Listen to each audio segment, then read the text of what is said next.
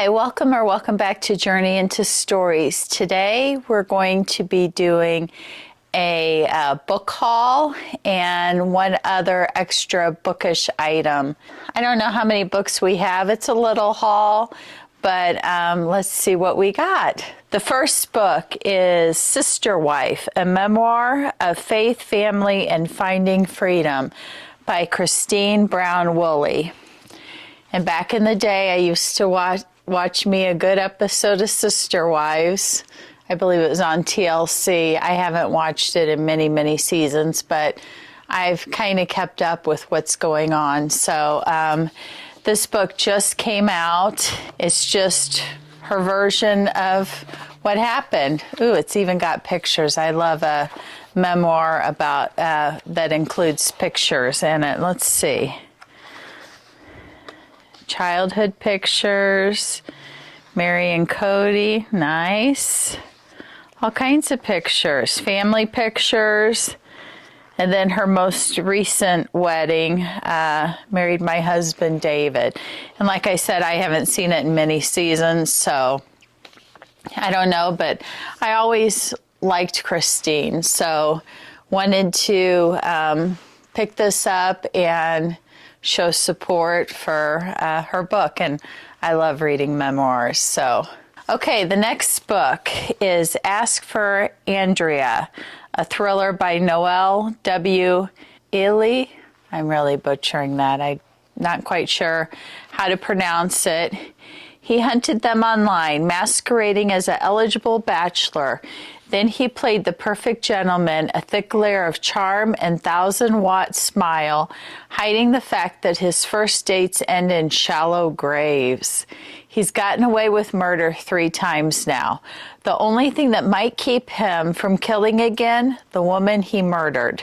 Okay, I'm not going to read any more, but hands down, one of my favorite reads of the year, and that's Frida McFadden. I belong to some psychological thriller and horror groups that I follow on social media, and a lot of people mention this, and I thought I'm going to add it to my list. I've never read anything by this author. I actually think I have another one by her too. Yes, I grabbed another one too. So this is the first book I purchased from this author. Now the next one is The Thicket, a thriller. And this is also by the same author. I'm not going to butcher this poor individual's name twice. Nora can't stop thinking about the night her brother died. She was supposed to stay with him. He'd begged her to stay, but the wooded maze inside the Halloween carnival was too scary. I know why I chose this book. I love carnivals. I love Halloween time, and those were all buzzwords that I also heard about in the social media group that I belong to. And that was before anyone realized that, hidden in plain sight among the costume staff, there was a real killer in the woods. As the carnival reopens, amid a storm of media attention, Nora becomes obsessed with unraveling what really happened the night her brother died. But the carnival holds more than just traumatic memories. The killer is still on the loose, and the throngs of thrill seekers are still eagerly lining up to purchase carnival tickets. So, sounds like the sister's trying to figure out what happened.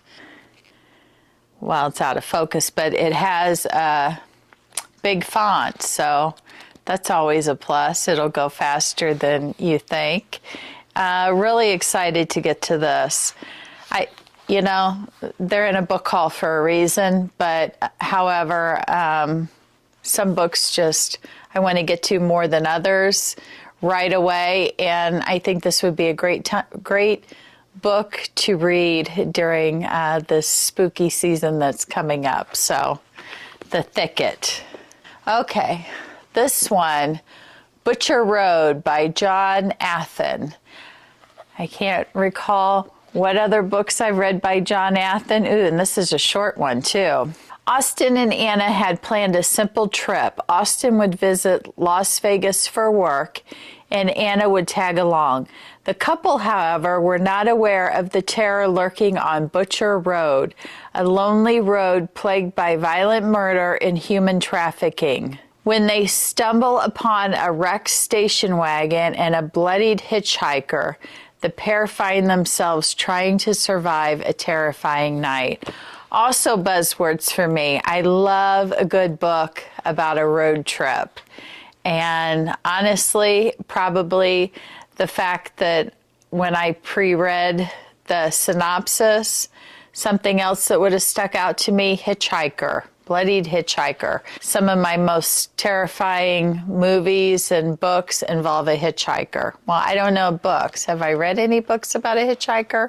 Maybe in the past, but some of my favorite movies have involved a hitchhiker. So, yeah, again, we'll just put Butcher Road and The Thicket set aside. I have a mess that I'm looking at in front of me on the bookshelves. And then behind me it looks a lot nicer, but there's still a mess. I have books in this corner of my 2025 must-reads. I have a beautiful table someday I'd like to share with you all that my husband made with epoxy and some older books that I had duplicates of that I bought at libraries that he put in this table, but stacks and stacks of must-read books, not to mention what's behind me, must-reads. So I got 3. Oh, I take that back. And then I have 2 books on my nightstand upstairs, more like my dresser, with another pair of reader glasses. Because, aging, I need my readers.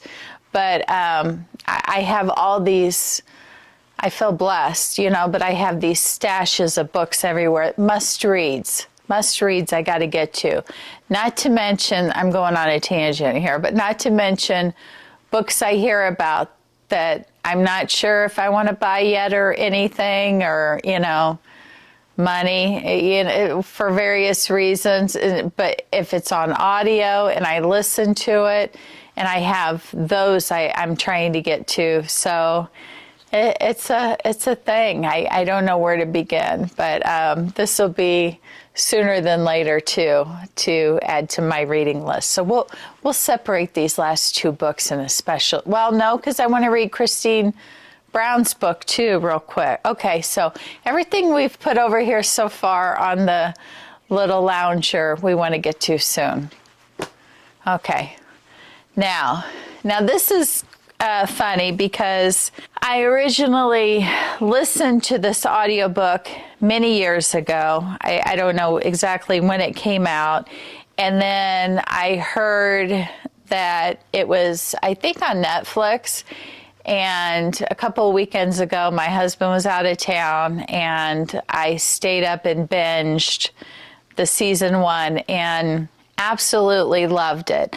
Loved the series, and so I thought, well, I don't remember really enjoying the book that much, but I know I listened to it on audio, and sometimes when I do that, and if I get too distracted, I may miss things, or it's not as enjoyable as if I read it physically for some reason. Sometimes that happens. But after watching the show that was based on this book, I'm like, okay, I'm going to give it another chance, but I at least want to add it to my shelves because I love the show that much. Long story short, I purchased from, and Book of the Month had it in your add these books that you can add to your thing. I actually added The Hunting Wives by May Cobb, and it's because I fell in love with Netflix's series on it, and it kind of left off on a pretty big cliffhanger, so I hope it's renewed for season 2, just for them to see where it would go. I'm going to reread this physically at some point because that's how much I love the show. So added this. Next, I added Play Nice by Rachel Harrison. Home is where the horror is. And I loved the purple and black. This was Book of the Month, I believe, for September. if I'm not mistaken. Yeah, it says September right here. I know ooh, listen to the noise. I know nothing about it. Does anybody ever sniff? Yeah, sniff a new book? Okay. It's just waiting for you to come home. Cleo Louise Barnes leads a picture-perfect life as a stylist and influencer. But beneath the glossy veneer, she harbors a not-so-glamorous secret. She grew up in a haunted house. That's not always a buzz for me, haunted houses. But let's see where this goes. Well, not haunted, possessed. I'm not always with possessions either. After Cleo's parents' messy divorce, her mother, Alex, moved Cleo and her sister into a house occupied by a demon. Or so Alex claimed. That's not what Cleo's sisters remember or what the courts determined when they stripped her of custody after she went off the deep end. But Alex was insistent. She even wrote a book about her experience in the house. Now I'm going to stop there. I do love a good book about a book. I do tend to really love those. So after Alex's sudden death, the supposedly possessed house passes to Cleo and her sisters. Where her sisters see childhood trauma, Cleo sees an opportunity for house flipping content. Only as the home makeover process begins, Cleo discovers there might be some truth to her mother's claims. As memories resurface and Cleo finally reads her mother's book, the presence in the house becomes more real and more sinister, revealing ugly truths that threaten to shake Cleo's beautiful life to its very foundation. Well, it does sound really, really good. Just some things really are huge to me. Some things aren't. Usually haunted houses, not always, and possessions, not always. I want to be cool and get freaked out by that stuff, but it just doesn't freak me out. But I bought it for a reason, so I'm hoping maybe this book will be the one to scare me about that type of subject matter. So pick that up. It is a beautiful cover. I mean, I love the cover. So, okay, next book. I do love me a very good Samantha Downing book, and I love the cover. Too old for this. I'm sorry, I'm getting distracted again. So there's the cover. Older, wiser, deadlier. A retired serial killer's quiet life is upended by an unexpected visitor. To protect her secret, there's only one option left. What's another murder? Lottie Jones thought her crimes were behind her. Decades earlier, she changed her identity and tucked herself away in a small town. Her most exciting nights are spent at weekly bingo games, at the local church, and gossiping with her friends. When investigative journalist Plum Dixon shows up on her doorstep asking questions about Lottie's past and specifically her involvement with numerous unsolved cases, well, Lottie just can't have that. But getting away with murder is hard enough when you're young. And when Lottie receives another annoying knock on the door, she realizes this crime might just be the death of her. Love this. So really excited. I do enjoy Samantha Downing's books, and I mean, how could you not love a book about a serial killer? And she's been doing it for a while, possibly. I don't know how many, maybe decades, who knows? So excited to get to this book. Okay, next book. I love me horror movies. So when I found out this came out, I had to grab it up as soon as I could. It's by Ashley Cullins, and it's Your Favorite Scary Movie: How the Scream Films Rewrote the Rules of Horror. And that's pretty self-explanatory. I think it talks to, cast, creators, and crew. And then it talks about interviews with Nev, Courtney, David, Kevin Williamson, Skeet, Matthew Lillard, he's a favorite of mine, Jack, Parker, Hayden, Jasmine, Mason, Radio Silence, Roger Jackson, he's the wonderful voice of Ghostface. So, yeah, this has everybody in it. Wow. A must read for anyone who likes scary movies. I devoured it like it was a bowl of Jiffy Pop. And Ghostface, it's a picture of his face with popcorn. I mean, horror movies, popcorn, what could you not love? And a book, this will be wonderful. So again, I need to hurry and get to this. So let's see. Ooh, it's got pictures. You know I love pictures. Look at me. Oh my God. Let's see. What is this? Can I show pictures? Well, these are kind of gruesome. I do love Wes Craven. God rest his soul. I love Wes Craven's stuff. Let's see. This doesn't look bad or anything. There's some pictures. Can you see the pictures? Love pictures. I don't want to give anything bad. I don't think none of these are bad. A lot of stuff. There's some more pictures. Yeah, it's got some good pictures in it. Ooh, Scream 7 director Kevin Williamson talks with his first assistant, director Rudy Persico, and cinematographer Ramsey Nichol. The cast and crew filming Scream 7 during a night shoot in Atlanta.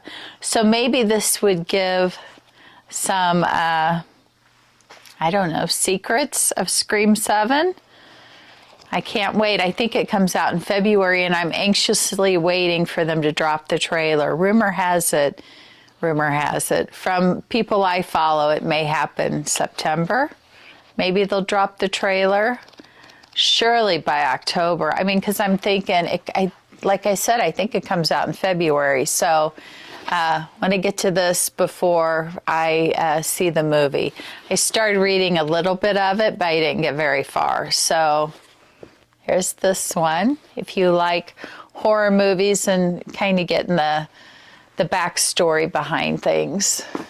Next, Sandwich by Catherine Newman. This, I've heard so many people rave about this. So, for the past 2 decades, here's the book cover. Sorry, y'all. For the past 2 decades, Rocky has looked forward to her family's yearly escape to Cape Cod. Their humble beach town rental has been the site of sweet memories, sunny days, great meals, and messes of all kind. Emotional, marital, and thanks to the cottage's ancient plumbing, septic too. That's nasty. This year's vacation with Rocky, sandwiched between her half-grown kids and fully aging parents, promises to be just as delightful as summers past, except perhaps for Rocky's hormonal bouts of rage and melancholy. Hello, menopause. Her body is changing, her life is too. And then a chain of events sends Rocky into the past, reliving both the tenderness and sorrow of a handful of long-ago summers. Okay, so maybe, you know, this can be very relatable. If you have children certain age and you still have parents certain age, and I don't know, there's menopause, this could be very relatable. Boy, the author sure looks nice. Nice picture. And this doesn't seem very long at all. So, yeah, I want to get to this sooner than later also. It can be very relatable to certain people. We'll just leave it at that. Never read anything by Catherine Newman. Let's give that one a try. The Breakin by Catherine Faulkner. Let's see. I feel like I listened to this. Here's the cover. Alice, a professional mother of one, is hosting friends at her upscale London home when a disturbed man breaks in. With her child in the next room, Alice panics and kills him, an act later ruled to have been in self-defense. Everyone tries to encourage Alice to move on with her life, but she can't seem to let it go. Drawn further into the mystery of who exactly the young man was, she begins to insert herself into the lives of his surviving family. With nasty comments appearing online, a strange phone call telling her all is not as it seems, objects disappearing and reappearing where they shouldn't, and her husband, nanny, and friends all behaving strangely. The deeper Alice digs, the more tangled the web of dark secrets becomes. And as the clues start to add up, Alice finds herself circling closer to home than she ever could have imagined. Now, doesn't that sound wonderful? It does to me. Yes. I don't know what I was thinking that I've listened to this before or anything. I know why I chose this. I mean, the thought of someone breaking in your home, that's terrifying. Spooky phone calls, maybe people close to you know what's going on, and then, you know, things moving and disappearing, that can make you wonder. I'm excited to get to this. Let's say that. Very excited to get to this. So, The Breakin, Catherine Faulkner. Okay, the next book, and I've listened to this and I've read it, and I just thought of it. I love the movie. And I thought, you know, I want to add it to my bookshelves forever. I'll reread it at some point. It's such a cute little story. I love it. And it's Coraline by Neil Gaiman. So it's just a little book. If you know anything about Coraline, the movie, it's so cute. I mean, creepy cute for audiences, some audiences, but I just wanted this book. Okay, the next book is The Butcher by Jennifer Hillier. I do love her as an author, and I want to get some of her backlist books. I think there's 2 other books. I can't think of what they're called right now. But I had them in Barnes & Noble, and then I lost them. I need to purchase them online still. 30 years ago, Police Chief Edward Shank killed the most notorious serial killer in Seattle's history, the Beacon Hill Butcher. Now, 80 years old and retired, he's given his high-maintenance Victorian home to his grandson Matt and settled into the quiet life at the nearby Sweet Bay Village retirement residence. While renovating, Matt discovers a crate buried in the backyard that holds a secret so terrible it threatens to ruin all their lives if it ever gets out, especially that of Sam, his girlfriend, whose mother was killed when she was only 2 years old. Matt struggles with his dark family secret as Sam's obsession with solving her mother's murder grows. A true crime writer now working on a book about the Beacon Hill Butcher, Sam has always suspected her mother was one of his victims, even though she was murdered 2 years after the butcher was killed. But then new victims begin to turn up, and the more she digs into the old murders, the more dangerous it gets, and then it goes on from there. A tense, suspenseful, thoroughly creepy thriller. Okay, and it gives a claim that you're sucked right in on page 1. So, yeah. Now I understand. Top-of-the-line thriller writing. I, again, love Jennifer Hillier. I want to say one of the books is Creep I want to get and read. Is there, I think there's a 2-part book, though. I can't think of what the other one's name is. Let me think. I'm going to look it up. I know what it is. 2-part book, Creep and Freak, are the 2 books I want to get. Next, from Jennifer Hillier. They're available, I think, on Kindle and mass market paperback, and I need something in between, like a bigger paperback or a hardcover, so that's why I had them on my Barnes & Noble. Okay, Creep and Freak. Those are the next 2 books I want to get, but we got Butcher, the Butcher. So she is one of my favorite authors, and pretty much will read anything that she publishes. So, okay, the next book I bought, and I have read this, and this was a 5-star, and I remember just being like, so, oh my God, what am I reading? And it was Saving Noah by Lucinda Berry. So I wanted to add that to my list. Meet Noah, an A honor roll student, award-winning swimmer, and small-town star, destined for greatness. There weren't any signs that something was wrong until the day he confesses to molesting little girls during swim team practice.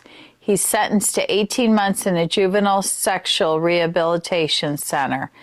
His mother, Adrienne, refuses to turn her back on him despite his horrific crimes, but her husband won't allow Noah back into their home. In a series of shocking and shattering revelations, Adrienne is forced to make the hardest decision of her life. Just how far will she go to protect her son?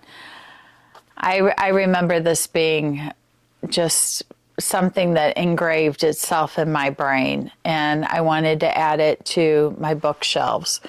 So, Saving Noah by Lucinda Berry. This was quite the book when I read it a while back, and I will reread it, and I will know that it will affect me. So, added that. And then this I heard a lot about from one of the groups through social media. I know nothing about this book series. It's books 1 through 5. I don't know if that's all there are. I know nothing about any of this. But it's this book right here. I don't want to say, you know, in my brain, I know what to say, but I don't want to get in trouble or anything. I think it's about, is it female serial killer and an investigator that's investigating the murders maybe, and maybe they fall for one another, or boy, I'm totally guessing here. I don't know. It says 1 through 5 of the stories. So I heard a lot about this. Not about the author. I know nothing. Not about exactly what the book is, but a lot of people recommending this book. So, and in that social media group, I trust. I guess I'll have to figure it out when I go. So if you've read this series and you like it, you know, no spoilers or anything, but let me know. I just know in all the comments when people are asking for certain recommendations, that book came up a lot. That's all the books, and then I did pick up one item from Book of the Month. I don't know, I just thought, why not show my love for reading? And I got this hat, and I thought, well, that's cute. It's obviously not fitting me right now. Well read. I thought, well, that's cute. I'll wear that out and about, book shopping. I don't know.